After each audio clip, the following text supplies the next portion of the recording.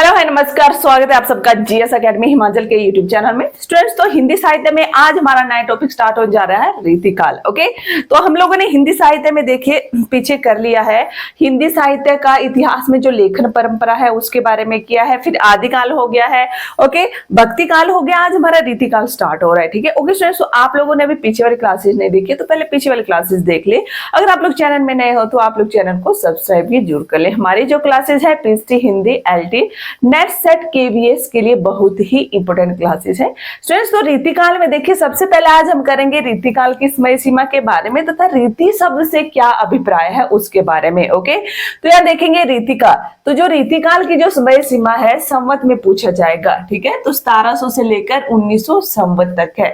तो संवत को आप लोगों ने जब ईस्वी में निकालना है तो इसमें क्या कर देंगे, 57 आप लोगों को माइनस कर देना है। ठीक है, अब यहाँ देखिए 57 माइनस करेंगे तो 1643 ईस्वी हो जाएगा और यहाँ पर माइनस करेंगे तो 1843 ईस्वी हो जाएगा। ठीक है, अगर आप लोगों ने इसी को ईस्वी में लिखना है तो क्या करेंगे, 1643 ईस्वी से लेकर 1843 ईस्वी तक रीतिकाल का समय माना गया है। ठीक है, ये रामचंद्र शुक्ल जी ने संवत के हिसाब से दिया हुआ है। ओके, चलिए आगे बढ़ते हैं। आगे हम करेंगे रीति से क्या अभिप्राय है। ओके, रीति से क्या अभिप्राय है।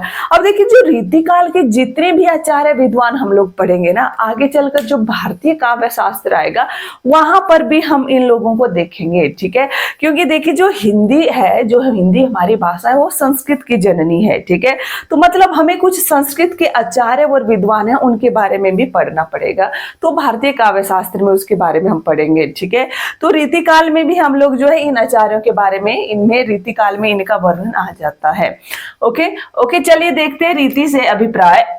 तो ये जो भी है ना, ये संस्कृत आचार्य रहे हैं ज्यादातर। ठीक है, तो देखिए अब ऐसा मत सोचना कि ये संस्कृत आचार्य है, ये भारतीय काव्य शास्त्र से संबंधित अधिकतर आचार्य है तो हम नहीं पढ़ेंगे, ये पढ़ना पड़ेगा, ये आपके सिलेबस में है। ठीक है, तो आज की जो वीडियो है ना बहुत ही इंपॉर्टेंट होने वाली है, इसको स्किप नहीं करना है।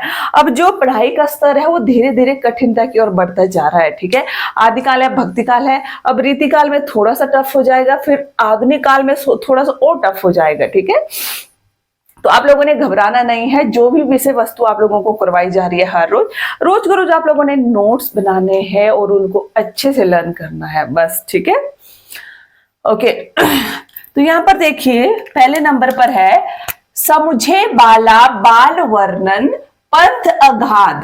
ओके, तो ये किसने कहा है, समुझे बाला बाल वर्णन पंथ अगाध। हिंदी में मैं आप लोगों को इसका अर्थ नहीं बताऊंगी क्योंकि संस्कृत में ही पंक्तियां पूछी जाती हैं, तो संस्कृत में ही आप लोगों को याद होनी चाहिए और ट्रिक के माध्यम से या न्यूमिक्स के आधार पर मैं आप लोगों को ये याद भी करवा दूंगी इसी क्लास में। तो आप लोगों ने वीडियो को स्किप नहीं करना है, एंड तक वीडियो में बने रहना है। ओके,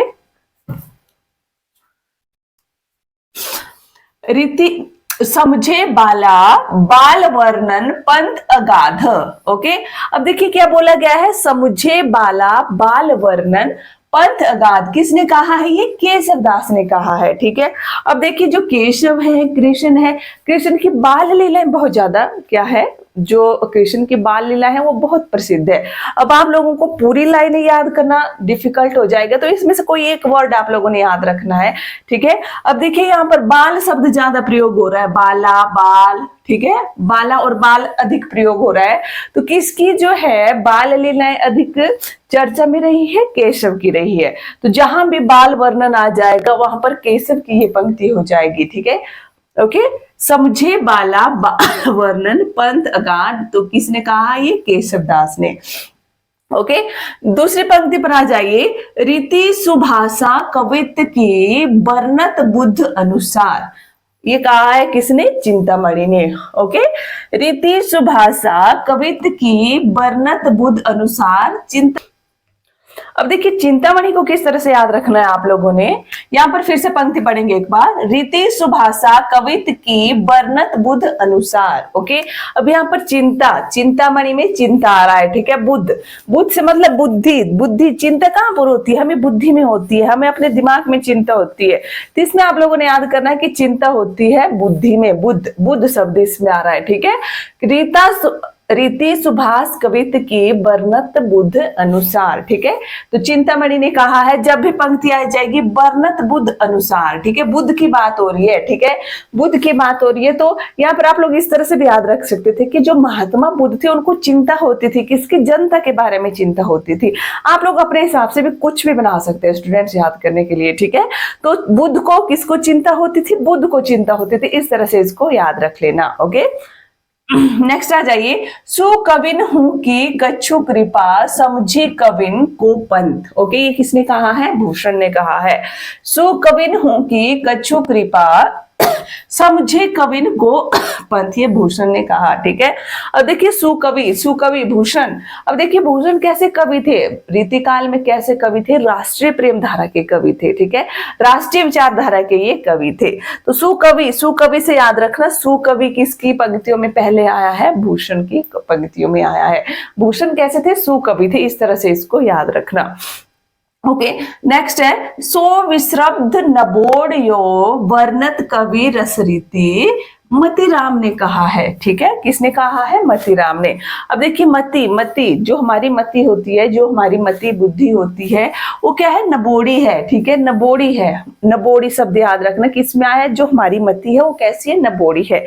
ओके, नेक्स्ट है, अपनी अपनी रीति के काव्य और कवि रीति। ओके, अपनी अपनी रीति के काव्य है और कवि रीति है, ये किसने कहा है, देव ने कहा है। ठीक है, अब देखिए अपनी अपनी रीति के काव्य है, अब यहाँ पर देव शब्द आ रहा है, देव। अब देखिए जो भगवान होते हैं, देव होते हैं, सब उनकी पूजा अपनी अपनी रीति से करते हैं, अपने अपने हिसाब से करते हैं। ठीक है, तो अपनी अपनी रीति के काव्य और कवि की रीति, तो इसमें याद रखना कि अपनी अपनी रीति के हिसाब से लोग काव्य रचते हैं, अपनी अपनी रीति के हिसाब से लोग क्या करते हैं, देव की पूजा करते हैं। ओके, तो यहां से इस तरह से आप लोगों को लर्न हो जाएगा। ओके, जब आप नोट्स बनाने के बाद एक बार इसको रिवाइज करेंगे ना, तब देखना आप लोगों को याद हो गया होगा। छंद रीति समझे नहीं बिनु पिंगल के ज्ञान। ओके, बिनु पिंगल के ज्ञान, तो ये किसने कहा है, सोमनाथ ने कहा है। और यहाँ पर देखिए क्या शब्द आ रहा है, पिंगल शब्द यहाँ पर आ रहा है। ठीक है, यहाँ पर सोमनाथ, तो सोम, सोम अब जो मतलब अमृत जो पेय पदार्थ होते हैं उनको सोम कहा जाता है। ठीक है, तो पिंगल ऋषि क्या थे, उनको सोम पदार्थ पीना अच्छा लगता था। ठीक है, सोम की बात हो रही है तो पिंगल शब्द इसमें आ गया एक, तो पिंगल सोम, पिंगल ऋषि को क्या पसंद था, सोम रस पीना पसंद था, इस तरह से याद रखना। नेक्स्ट है, थोड़े क्रम क्रम ते कहीं अलंकार की रीति, ये किसने कहा, दुल्हा ने कहा। दूल्हा से बना लेना आप लोगों ने, दूल्हा। अब दूल्हा कैसे चलता है, थोड़े थोड़े क्रम में चलता है। ठीक है, तो यहाँ पर आ रहा है थोड़े क्रम, क्रम मतलब थोड़े थोड़े क्रम में। दूल्हा जो होता है ना वो बहुत फास्ट नहीं चलता, अब देखना स्टेज में जाए कहीं भी जाए तो आराम आराम से चलता है। ठीक है, तो यहाँ क्या है, थोड़े क्रम, क्रम मतलब थोड़े क्रम क्रम में कौन चलता है, दूल्हा चलता है। तो दूल्हा से क्या हो जाएगा, दूल्हा बन जाएगा। ओके, नेक्स्ट है, ताही को रति कहत है रस ग्रंथन की रति। ओके, ताही को रति कहत है रस ग्रंथन की रति, इसको आप लोग याद रख लेना इसको। ठीक है, कवित रीति कछु कहत है व्यंग्य अर्थ चितलाए। ओके, अब इस तरह से पूछा जाएगा ये पंक्ति किस रीतिकालीन कवि की है, किस रीतिकालीन आचार्य की है। देखिए क्या पूछा गया है, कवित रीति कछु कहत है व्यंग्य अर्थ चितलाए। अब यहाँ पर व्यंग्य शब्द आ रहा है, व्यंग। अब देखिए जो व्यंग्य होता है ना, बहुत ही प्रताप का विषय होता है, बहुत ही मनोरंजन का विषय होता है। तो व्यंग्य कैसा विषय है, बहुत ही प्रताप का विषय है, शाही लोग व्यंग्य ही करते रहते हैं। ओके, व्यंग्य बहुत ही प्रताप का विषय है, शाही लोग क्या करते हैं, व्यंग्य ही करते रहते हैं। ठीक है, नेक्स्ट है, काव्य की रीति सीखी सुकविन सो। ठीक है, सुकवहिन, सुकवहिन कहा गया है इसमें, यहाँ पर सुकविन, यहाँ पर सुकवहिन। अब देखिए जो सुकवि की बात आ रही है, ये दो आचार्य ऐसे हैं रीतिकाल के, ये दो कवि ऐसे हैं जिनकी पंक्तियों में आ रहा है, एक भूषण है और एक भिखारीदास। तो भूषण की पंक्तियां इस तरह से, सुकवि हूं कि कछु कृपा समझे कविन को पंथ। ओके, और इनकी पंक्तियां है, काव्य की रीति सीखी सुकविन सो, ये भिखारीदास की है। ओके, सुकविन ये भिखारीदास की पंक्तियां हैं। ओके ओके स्टूडेंट्स, तो आज की क्लास में यही एंड कर रही हूँ। आई होप आप लोगों को वीडियो अच्छी लगी होगी। वीडियो अच्छी लगी होगी तो लाइक करें, शेयर करें, चैनल में नए हो तो चैनल को सब्सक्राइब करें। Thank you.